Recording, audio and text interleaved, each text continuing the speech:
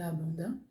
J'ai 34 ans aujourd'hui et je viens sur ce réseau social afin de témoigner de ma relation avec le Seigneur parce que je crois qu'il me l'a mis à cœur. Et à vrai dire, ça fait un bout de temps que j'ai ce projet sur le cœur, mais on va dire que j'ai trouvé la force de le faire maintenant. Voilà. Donc je vais commencer tout simplement par présenter mon parcours. Voilà. Comme je disais, je m'appelle Alida Abanda, j'ai 34 ans, je suis mariée et j'ai 2 enfants. Mon parcours est à peu près le suivant. Je suis d'origine béninoise. Donc, je suis née au Bénin, à Cotonou. Et j'ai grandi avec ma mère et ma grand-mère jusqu'à l'âge de 5 ans. Et par la suite, il y a eu un événement tragique et qui a été déterminant pour la suite de mon parcours, c'est qu'il y a eu le décès de ma grand-mère à mes 5 ans. Et comme ma grand-mère aidait pas mal ma mère dans mon éducation et dans ma prise en charge, lors de sa mort, mon père est revenu à Cotonou parce mon père était en Côte d'Ivoire pour ses études. Parce qu'il faut savoir que il m'a eu tôt. Donc il est revenu à Cotonou pour que je puisse partir avec lui, pour me prendre en fait. Donc à l'âge de 5 ans, j'ai quitté ma mère et je suis partie avec mon père. Avec son grand frère et d'autres membres de la famille. Nous sommes partis sur Abidjan, en Côte d'Ivoire. Et voilà. Donc à Abidjan, j'ai grandi, on va dire, tranquillement. Après, Abidjan, je ne comprenais pas la langue. Je ne comprenais pas la langue, le français. Je ne comprenais pas le français. Je comprenais, vu que j'avais grandi au Bénin et j'avais grandi avec ma mère principalement. Et donc, elle ne m'avait pas scolarisée. Donc, en fait, je comprenais que mes langues vernaculaires, le minant et le fon. Et arrivé sur la Côte d'Ivoire, mon père, en fait, a décidé de me faire l'école à domicile pendant 1 an pour m'apprendre le français, à lire, à écrire, à compter, tous les basiques qu'il fallait pour pouvoir entrer en primaire, en CP. Et donc, ce qu'on a fait pendant 1 an. Et à la suite de ça, j'ai pu intégrer le CP1, comme on dit en Côte d'Ivoire. Et j'ai grandi en Côte d'Ivoire avec mon père jusqu'à l'âge de 12 ans. À 12 ans, mon père, entre-temps, qui était célibataire jusqu'à maintenant parce qu'il était séparé de ma mère depuis même avant ma naissance, ils étaient séparés. Donc, il a rencontré une femme qui est devenue ma belle-mère par la suite, avec qui il s'est marié et avec qui il avait commencé à vivre en Europe, notamment en France. Et moi, donc, par la suite, ils ont décidé de me faire venir. Et à l'âge de 12 ans, j'ai quitté la Côte d'Ivoire pour la France. Voilà. Donc, arrivé en France, ça a été quand même un peu difficile. Le fait de partir de la Côte d'Ivoire, de laisser tous mes amis, mes repères derrière moi. J'étais contente de partir, mais quand je suis arrivée sur place, il y avait une sorte de nostalgie où c'était limite, je regrettais d'être là, mais en fait, j'ai pris sur moi et donc je suis allée à l'école. À l'école, tout se passait bien avec ma belle-mère, tout se passait bien. J'étais principalement avec ma belle-mère parce que mon père était en général, il travaillait dans une autre ville, on était en Haute-Savoie. À Gaïa. Et lui, il travaillait à Marseille. Donc, je voyais mon père, enfin, pas très souvent non plus. Voilà, quelques fois dans le mois, plusieurs fois dans le mois, mais pas de manière. Voilà. J'étais j'étais vraiment habituellement avec ma belle-mère et ma petite sœur, parce qu'ils ont eu un enfant entre-temps. Et ça se passait bien. Et ma belle-mère avait décidé de m'inscrire à l'aumônerie. L'aumônerie, c'est pour préparer au baptême, la préparation au baptême, c'est la préparation au baptême pour les jeunes adolescents. Donc j'ai fait l'aumônerie pendant 2 ans, puis je me suis baptisée. Donc là, c'était ma première rencontre officielle avec le Seigneur, même si avant, je, je, je, je le connaissais quand même, j'avais déjà entendu parler, j'allais à l'église. Je suis allée à l'église à la fois catholique, à la fois protestante, mais j'étais pas baptisée quand j'étais en Côte d'Ivoire. Voilà, je priais, tout ça, mais sans être baptisée. Donc, à l'âge de 15 ans, j'ai été baptisée à l'église catholique. Et donc voilà, mon baptême a été fait, tout s'est bien passé, et par la suite, on a continué notre vie, voilà, normalement. Ensuite, en classe de, de en classe de troisième, je venais de finir ma quatrième. On a dû déménager pour aller à Marseille parce que papa il travaillait à Marseille et donc c'était un souci de rassembler la famille. Donc décision de mes parents de partir sur Marseille. Donc me voilà en train de déménager à nouveau. Donc on arrive sur Marseille. J'avais du mal, j'ai toujours eu du mal enfin, avec les changements d'habitation à chaque fois, mais après je me suis adaptée. Donc on est arrivé à Marseille et l'école aussi se passait bien, mon intégration s'est bien passée et on avait déjà de la famille sur Marseille, ma tante, donc la sœur de mon père et le grand frère de mon père aussi étaient déjà sur Marseille avec leurs familles respectives. Donc on avait déjà des repères on va dire et en vacances on y allait pas mal donc voilà. C'était pas difficile pour l'intégration. À l'école aussi tout se passait bien.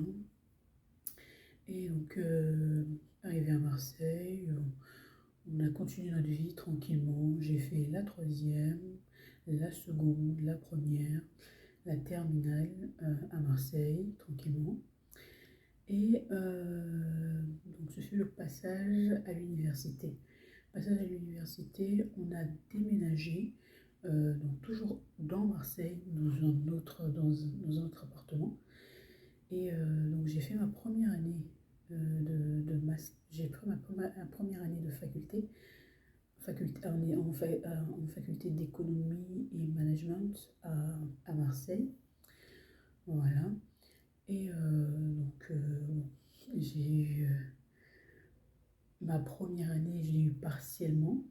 Ensuite, j'ai décidé de partir en fait sur Aix-en-Provence, qui est une ville à 30 minutes de Marseille, pas très loin, mais estudiantine, voilà, et j'avais décidé de quitter le cocon familial pour, voilà, prendre un peu mon envol en tant que jeune adulte.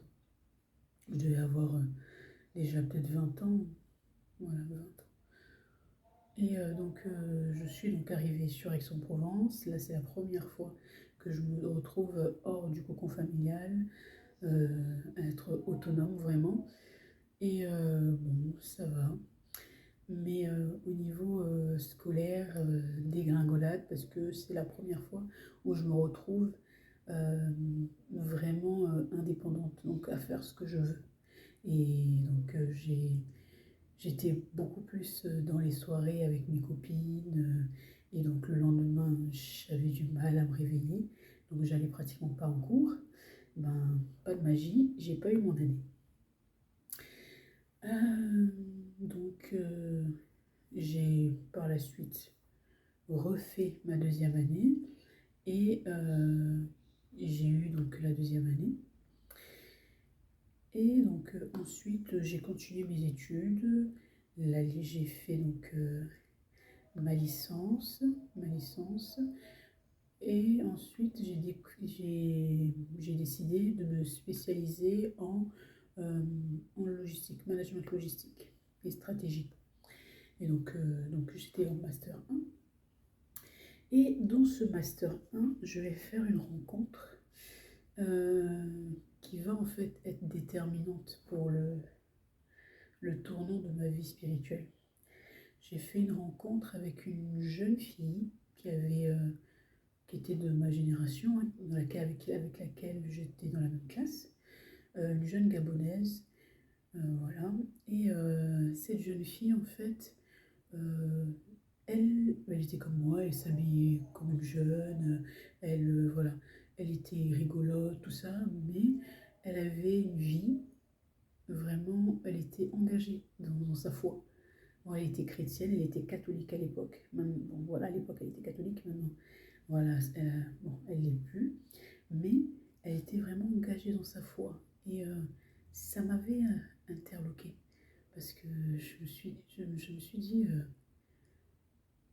à chaque fois que je lui parlais et tout, bon, des fois, elle me parlait, je sais pas, elle me parlait pas souvent oui, le Seigneur Jésus, tout ça. Non, non, non, elle me parle pas beaucoup de sa foi, mais dans sa manière de faire, euh, voilà, elle allait le dimanche à la messe de manière régulière, tout le temps, elle ne ratait jamais la messe. Euh, quoi d'autre? Voilà, j'ai eu une expérience avec elle que je vais vous raconter là, qui m'avait pas mal marqué. C'est-à-dire que un jour, on était en cours de stratégie. Et le cours de stratégie, enfin, c'était pas un cours, c'était pas un cours en tant que tel, on avait les cours et en plus on avait les TD. Et là, on était en TD de stratégie, donc travaux dirigés. Et en travaux dirigés de stratégie, en fait, de cours de stratégie, on se mettait par groupe de 4 à peu près. Et on avait des dossiers sur les stratégies d'entreprise et des questionnaires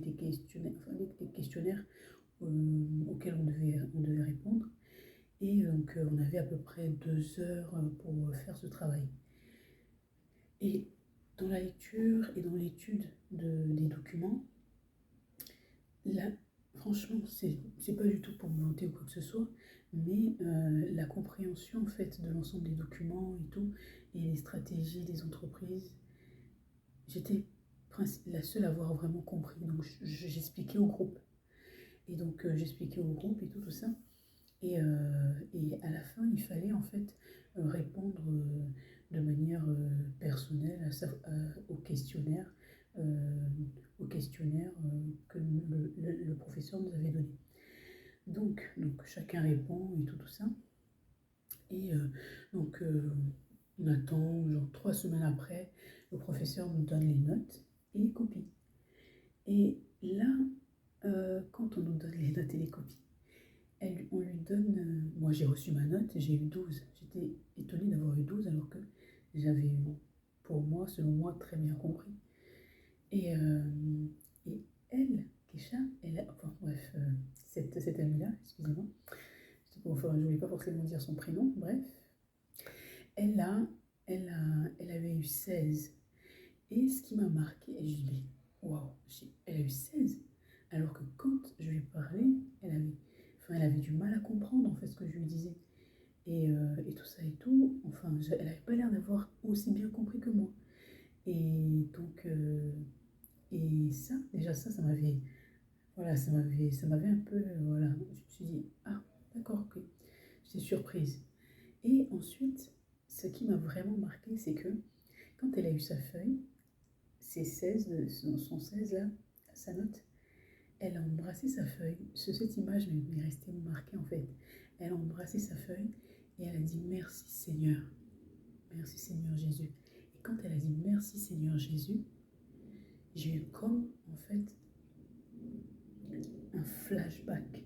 En fait, j'ai eu comme un réveil dans ma tête, comme une illumination. J'ai regardé, j'ai dit mais, mais oui, c'est vrai. Moi aussi j'ai un Dieu. Pourquoi je ne lui parle jamais? Pourquoi je ne lui demande pas de m'aider en fait dans mes études, dans ma vie?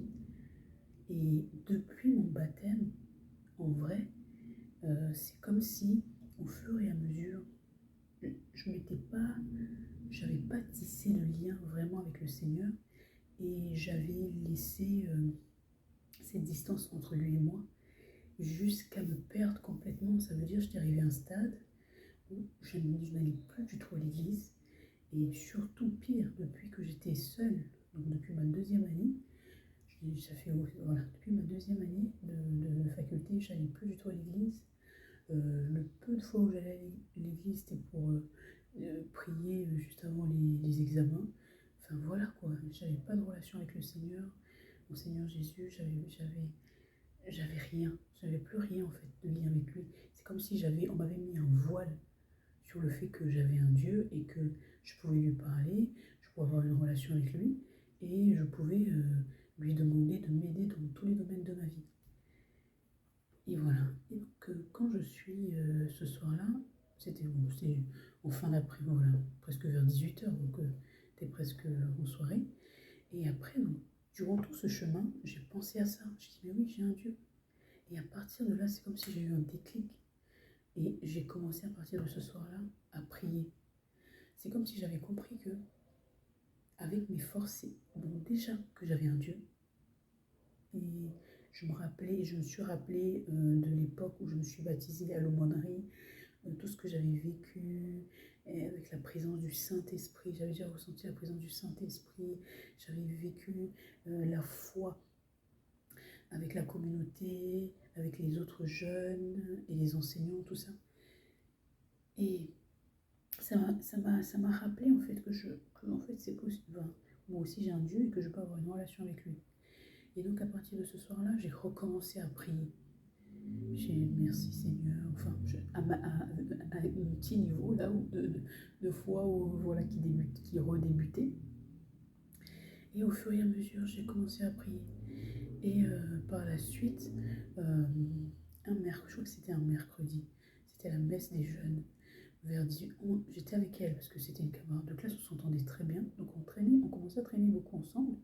Et donc un jour, un mercredi, on était allé en ville, à Aix, je crois, regarder les shopping. On aimait bien tout ce qui était shopping et tout. Donc on est allé regarder les shopping, regarder les boutiques, faire un peu de shopping. Et après, juste avant 18h, la messe devait avoir lieu à 18h, je crois, si je me rappelle bien, au centre-ville d'Aix. Et c'était la messe des jeunes. Et elle me disait, ah Lida, moi là, je vais aller à la messe et tout, tu veux pas venir avec moi? Et j'ai regardé, j'ai dit, ben oui, allons-y, pourquoi pas. Et je suis partie à la messe avec elle. Et donc on a fait la messe et tout. Et je voyais en fait que sa manière de vivre, j'admirais en fait, je commençais à admirer sa manière de vivre et me dire qu'en fait, on peut être jeune et avoir vraiment une bonne relation avec le Seigneur et, et c'est possible en fait. Et je trouvais ça bien. Et, et voilà. Donc c'est ça, voilà, c'est cet événement-là, cette rencontre qui a été vraiment déterminante. Je crois que le Seigneur avait préparé tout ça. Parce que par la suite, pendant toute cette année, c'était en 2014, pendant toute cette année 2014, donc cette année scolaire 2013-2014, je suis restée, en fait, c'était ma principale amie. J'avais des amis aussi avant, avec qui je côtoyais, avec qui je suis restée même amie après, mais c'est pas des amis avec qui je parlais spirituel. Ou vraiment, c'est spirituel, c'est même pas des gens qui sont de la même, qui sont chrétiens comme moi. C'était particulièrement des musulmans, enfin il y avait quelques musulmans, il y avait une chrétienne mais qui ne pratiquait pas. Donc vraiment, en fait, mes autres amis, ils n'avaient rien à voir du tout. Et c'était la seule amie avec qui, en fait, je pouvais vraiment parler de ma foi. Quand j'allais chez elle, ouais, tous les jours, en fait, souvent, je l'ai la trouvée, elle était en train de, je l'ai la trouvée, elle était en train de lire sa Bible. Donc des fois, on parlait, en fait, des passages bibliques. Et Et en fait, ça m'encourageait à lire la Bible, voilà.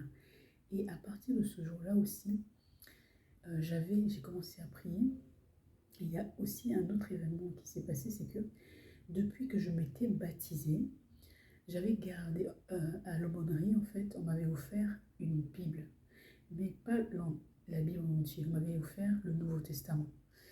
Et c'est l'Église catholique, hein. On m'avait offert le Nouveau Testament, et ce Nouveau Testament, je ne l'avais jamais ouvert depuis mes 15 ans. Je me suis baptisée à 15 ans, je ne l'ai jamais ouvert.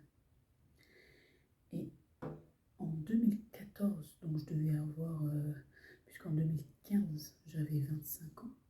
En 2014, j'avais 24 ans. En 2014, à 24 ans, donc c'est-à-dire 9 ans plus tard, après cet événement-là, j'avais décidé d'ouvrir cette Bible. Ça veut dire que depuis, j'ai gardé la Bible. Même si je ne l'ouvrais pas et je ne la lisais pas, je l'ai gardée comme quelque chose de précieux en fait, comme c'était un cadeau pour mon baptême, mais comme quelque chose de précieux depuis mes 15 ans. Donc à chaque fois qu'on avait déménagé, j'avais toujours gardé cette Bible avec moi, jusqu'à partir de la maison familiale avec cette Bible. Et c'était maintenant que j'avais, en sachant qu'entre-temps j'avais déménagé même plusieurs fois, au moins 2 fois, depuis que j'avais quitté la maison familiale. Donc j'avais quand même gardé cette Bible avec moi, et c'est à ce moment-là que je l'ai ouverte. Et j'ai commencé à la lire, à la dévorer. J'avais envie de la lire tout le temps, tout le temps, tout le temps. C'est le Nouveau Testament. Je lisais tous les jours, tous les jours. Donc plusieurs fois dans la journée, je lisais. Voilà, voilà. Bon, par la suite, j'ai commencé à vivre en fait une série d'événements avec le Seigneur, que je vais aussi, dont je vais en parler par la suite, voilà. Et voilà, tout simplement. Et donc je pense que je vais le faire sur une autre vidéo. Voilà, tout ça pour dire que ma vie avec le Seigneur, ma vie après la rencontre avec mon Dieu, une rencontre véritable, c'est-à-dire que une rencontre qui venait de, pas comme on m'a obligé à aller à l'aumône, pas qu'on m'oblige à aller à la messe ou à faire le catéchèse ou l'aumônerie ou quoi que ce soit, mais la rencontre véritable qui vit, voilà, que le fait que Dieu est venu me rencontrer et que moi aussi j'ai voulu le rencontrer, ça a vraiment changé. Il y a eu voilà, il y a eu vraiment une coupure entre la vie d'avant et la vie nouvelle que j'ai eue, avec plusieurs événements qui sont passés, que je raconterai, je vous raconterai la prochaine fois. Merci beaucoup pour votre écoute.